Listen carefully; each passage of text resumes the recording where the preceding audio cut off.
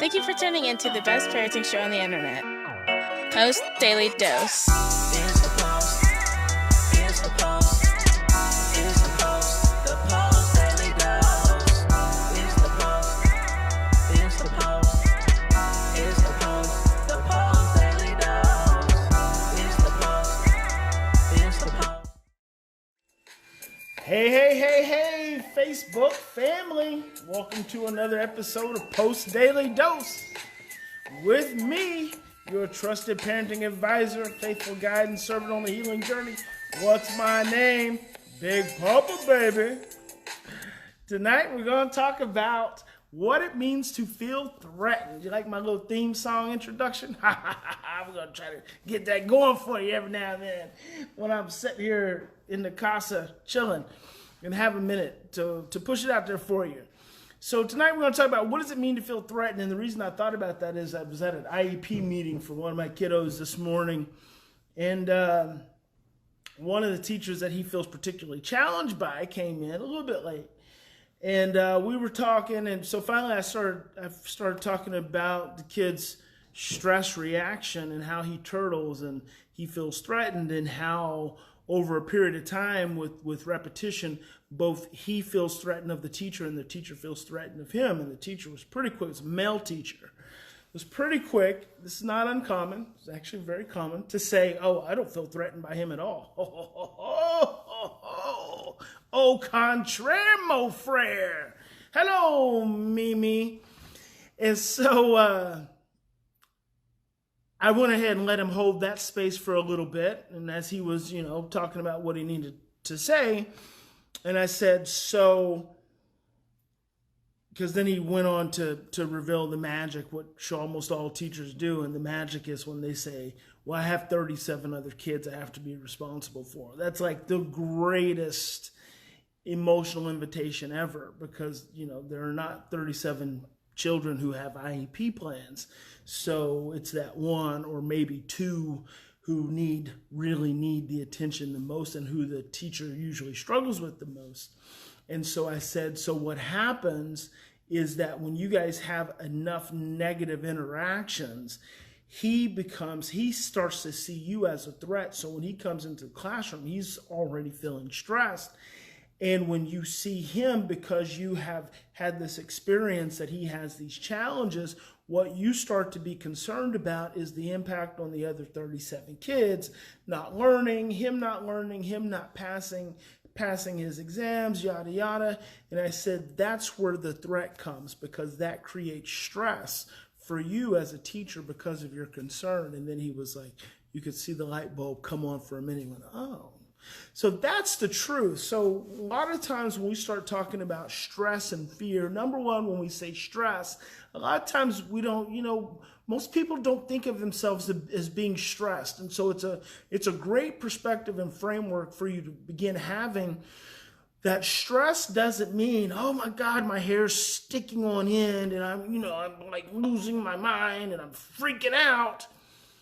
Stress is any sensory experience that knocks your body out of balance for any amount of time. If I'm in a warm house and I go outside into the cold, I immediately move into stress. It is an experience that your cellular system has. You can experience stress. Now, this is important, because if you can be stressed, you can also feel threatened, because your amygdala has to perceive the stimulus as a threat to turn on and go into action. So the cold weather going from warm to cold is all of a sudden a threat. Loud noises or smell, something that smells good or smells bad, or something you see. I went over to another family's home, and teenage daughter and teenage son are making cookies. Well, I see the cookies being made. I'm like, oh yeah, baby. So that's stress, but it's stress in a positive way. So you can experience a stressful event through anything you see, you hear, you smell, you touch, you taste, the temperature of your body, digestion, movement, listen to this one, and intuit. Anything you intuit. anything that triggers your intuition, which is your gut sensory experience. It's the sensory experience that says, not a good person. I like this person. Don't go that way. Go this way. Oh, don't eat that. I told you not to eat that. See, intuition. 9 sensory pathways. Any of those sensory pathways can create a high enough level of stress that you move into fear. That goes right back to threat. It goes right back to stress and fear and threat, and stress and fear and threat.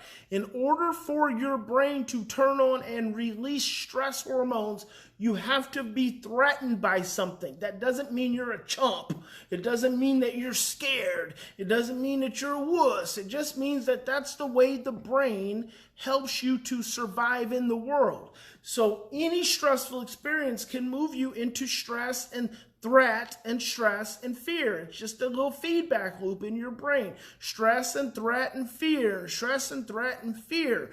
And that is what drives behavior.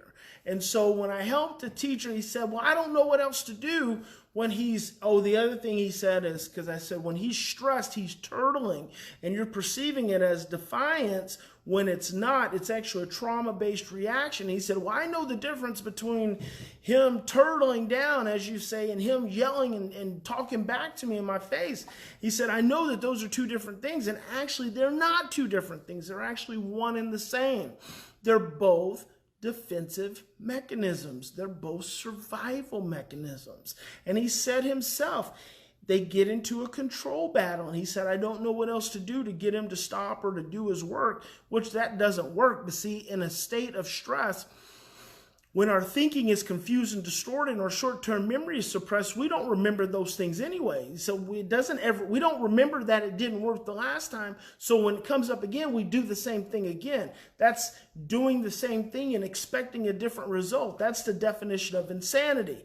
At the root of insanity is stress and fear. And so I said to him, because I could sense his, hey, John, I could sense his helplessness. I said, the next time he's like mouthing off to you, or the next time he's turtled down, just say, hey, bud, we're good. We're okay. You're going to be all right. And turn around and move away. Because when you do that, you remove the threat. And when you remove the threat, his brain can calm down. And then he'll be able to, most instances, not always, he'll be able to melt into doing that thing he was being asked to do. Because he doesn't want to be in that state of survival anyway. He wants to be in a state of openness, in a state of relationship, in a state of love, in a state of peace. That's what we all want to be in. Hang on. Wait a minute. I'm trying to, well, hang on. Let's see. I'm gonna have to work out my sound system here. So see, as I start winding down, the music starts coming on. Yeah. So I hope that's helpful. Remember, what did Annalise say? Annalise says, I took your advice of not fearing my daughter running, and she hasn't done it since. Thank you for helping. That's awesome, Annalise. Good for you for having courage, sister. Sometimes it's just courage. And what keeps us between being stuck in our fear versus moving into love, moving through our fear into love? It's just courage. Courage is not the absence of fear. It's the ability to move forward in its midst.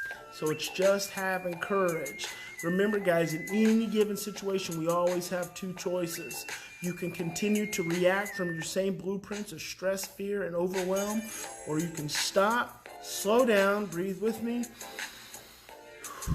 take 3 to 10 deep breaths, and choose love. God bless you. Big Papa loves you. Hope you have a fantastic weekend. Happy freaking fabulous Friday, baby. Let's pump up the jam a little bit. Yeah! All right. Have a great weekend.